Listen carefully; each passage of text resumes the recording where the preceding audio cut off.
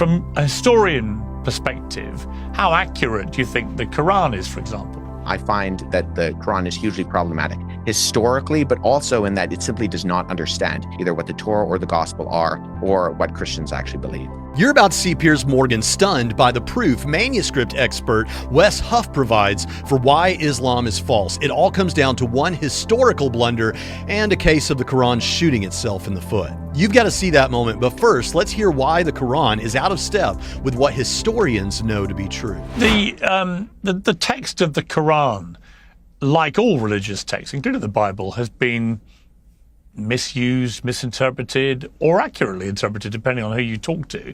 How accurate do you think the Quran is, for example? Well, I think the Quran has a number of problematic historical issues, the chief of which is that Surah 4:157 denies the historical crucifixion of Jesus. And so there's ambiguity as to what's going on in that text when it says that Jesus was neither killed nor was he crucified. And I think that really paints the historical reliability of the Quran into a corner, in that, like I said before, Piers, if there's one thing that even the most skeptical scholars historically will say, if they say we really can know not that much about Jesus of Nazareth, they will admit and say what we can know is that he did die under the reign of Pontius Pilate, the governor of Judea at that time, that he was indeed crucified.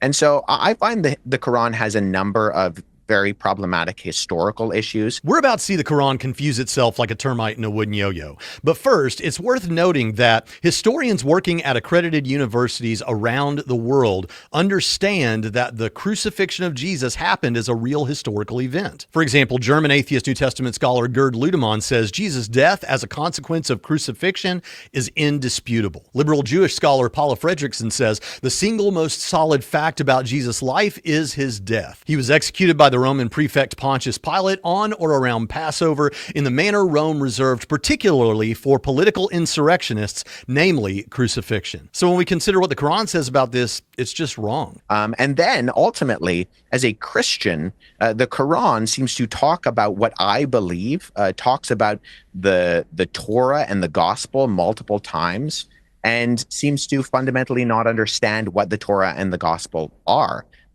Particularly, I would highlight verses like chapter 5, verse 46 and 47, which has this chain of custody where it says that Allah sent, that God sent, following in the footsteps, Jesus, the son of Mary, to confirm the Torah, which came before him, and that he gave the gospel, which in the Quran uses the same terminology for the revelation of the Quran, that it has guidance and light, and that the gospel preceded the Torah for instruction in righteousness. And then verse 47 of chapter 5 of the Quran actually addresses me as a Christian. It says, let the people of the gospel judge by what God has revealed therein, being the gospel. And whoever does not judge by what God has revealed, then it is he who's the defiantly disobedient.